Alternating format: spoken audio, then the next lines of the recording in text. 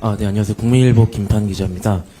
5월 18일 날 연임제 개헌을 발표를 하셨는데, 그간에는 개헌 논의에는 선을 그어 오셨고, 불과 그로부터 일주일 전인 선관위 10대 공약에도 포함은 안 돼 있었습니다.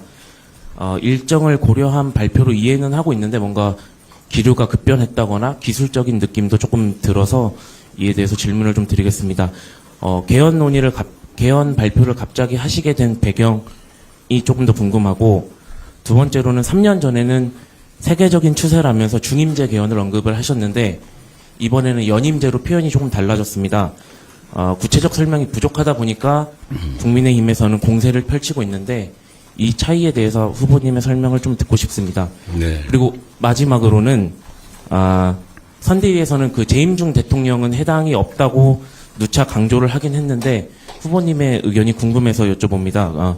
일부에서는 이미 군부 독재 시대는 지났고, 재임중 대통령의 연임 여부도 주권자인 국민이 선택을 하면은 가능한 거 아니냐 하는 의견도 나오고 있는데, 주권자의 의사를 워낙 강조를 하시다 보니까 이 부분에 대해서 후보님 어떻게 생각하시는지 궁금합니다.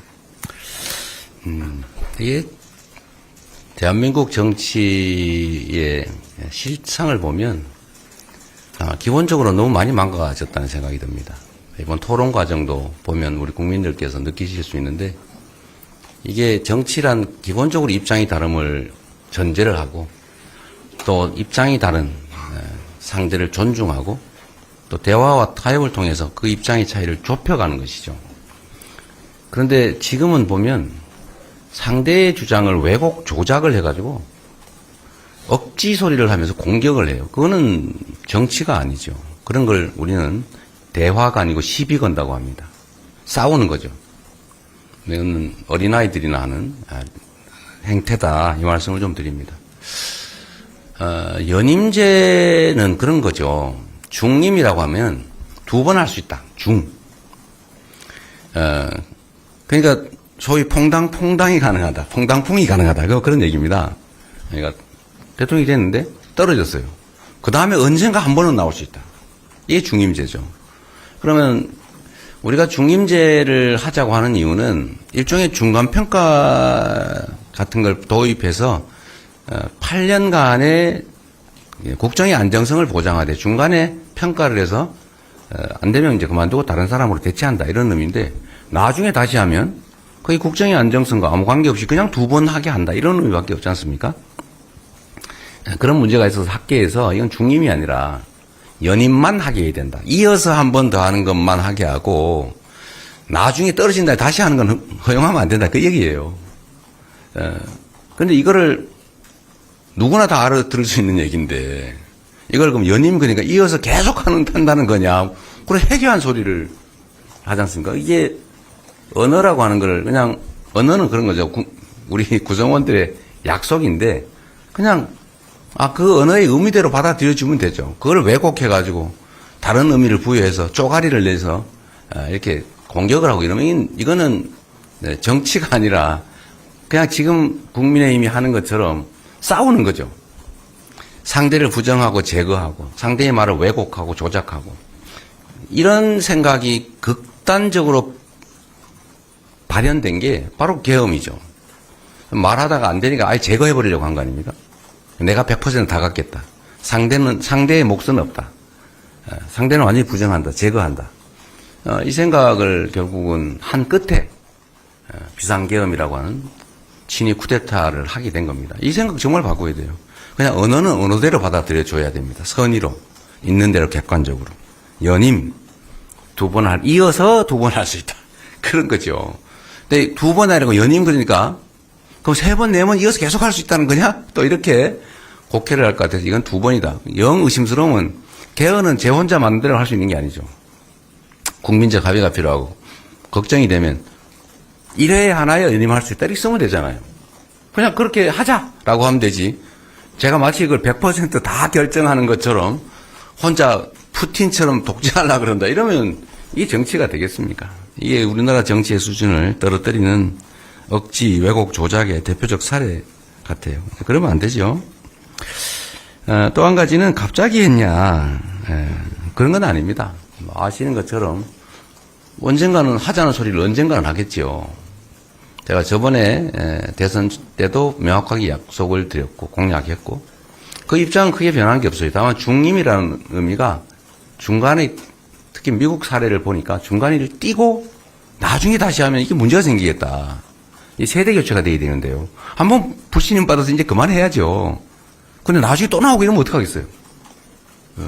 이건 세대 변화도 좀 반영해 줘야 되니까 연임 이어서만 하게 하자라고 한 걸 바꾼 후에 나머지는 대체적으로 전에 제가 입장을 밝혔던 것과 크게 다르지 않습니다. 그리고 내란 극복이 중요했기 때문에 개헌 얘기로 내란 극복 얘기의 본질이 흐려질 것을 우려해서 제가 일단 내란 극복이 먼저다 이 말씀을 드렸던 것이고요. 어쨌든 국민의힘 쪽은 어쨌든 이 얘기로 좀 주제를 옮겨가고 싶었던 거 아닙니까? 여러분이 다 아시는 것처럼 내란 얘기보다는 개헌 얘기로 바꿔서 내란에 대한 관심을 좀 떨어뜨리고자 했는데 저는 그게 우리 국민들의 입장에서 그리 바람직하지 않다고 봤기 때문에 좀 보류를 했던 것이고 가급적이면 이번 대선에서 쌍방이 대체적으로 합의될 수 있는 것은 이번에도 개헌하자는 입장을 명확히 밝혔지 않습니까? 예를 들면 5.18 헌법 전문 수록 이번에도 한다고 하더군요. 근데 실제 속마음은 아닌 것 같긴 하지만 두 번째로 4년 연임제, 뭐 국무총리, 국회 추천제 이런 거 크게 이론 없이 합의할 수 있을 것 같고 감사원 국회 이관, 뭐 결선 투표 도입 뭐 이런 것 크게 이론이 없을 것 같아서 좀 개헌을 하자. 단 국민투표법을 개정하지 않으면 국민투표는 사전투표가 불가능하기 때문에 사전투표한 사람은 본투표에 가서 국민투표를 또 해야 되는 그런 문제가 있어서 국민투표법을 일주일 안에 개정을 하자. 어떤 내용이든 받아주겠다. 사전투표가 허용되는 방식으로 개정하면 나머지는 당시 여당 국민의힘의 모든 조건을 다 받아주라고 제가 우리 원내에 다 지시도 했는데 아무 반응이 없어서 결국 국민투표법 개정을 못하게 됐고 그러면 이번에 실제로 개헌 투표는 현실적으로 불가능해서 더 이상 진척이 안 됐던 겁니다. 그리고 계속 얘기가 되지만 제가 말씀드렸던 것처럼 그 다음 가능한 대안은 대선 후보가 모두 개헌안을 공약하고 그 공약을 당선되는 사람이 국민이 인정해 준 거니까 그에 맞추어서 개헌하자라고 제안했기 때문에 공약의 일환으로 좀 늦긴 했지만 이렇게 발표하게 됐다는 말씀을 드립니다. 재임 중 대통령은 적용이 없다. 헌법에 그렇게 써져 있잖아요. 그 써져 있는 대로 읽으면 되죠. 그게 예를 들면 이론적으로는 그런 논란이 있기는 한 것 같아요. 헌법을 개정하면 그 조항조차도 국민이 바꾼다는 뜻이기 때문에 그게 그 개정 당시에 국민의 뜻이라면 그 개정된 헌법에 따르는 게 국민주권주의에 더 맞다. 그럼 왜냐하면 과거의 국민들이 현재 국민들의 의사를 제약하는 측면이 있는데 국민의 의사는 현재 국민들의 의사여야 하는 거죠. 그러니까 학계에서는 그 적용이 없다라고 하지만 정치 도의상 그렇게 헌법에 써져 있는데 그걸 어떻게 쉽게 어기겠습니까? 그건 또 책임의 문제가 있죠. 그럼 저는 어떤 입장이냐? 당연히 국민의 뜻을 존중해야죠. 그러나 저는 이 개헌 당시에 대통령이 헌법 개정을 해서 그 개정된 헌법에 따라서 추가의 어떤 혜택을 받겠다는 걸 우리 국민들이 쉽게 용인하지 않을 거라고 봅니다. 그렇게 쉬운 일이겠어요? 좀 의심을 걷어주시기를 우리 언론이야 대신 묻는 것이니까 이해합니다만 이런 정치적 공격으로 국정의 혼란, 국민들의 판단에 혼선을 주는 것은 좀 자제해 주면 좋겠다 말씀을 드립니다. 이번 선거 유난히 그런 경우가 많은 것 같아요.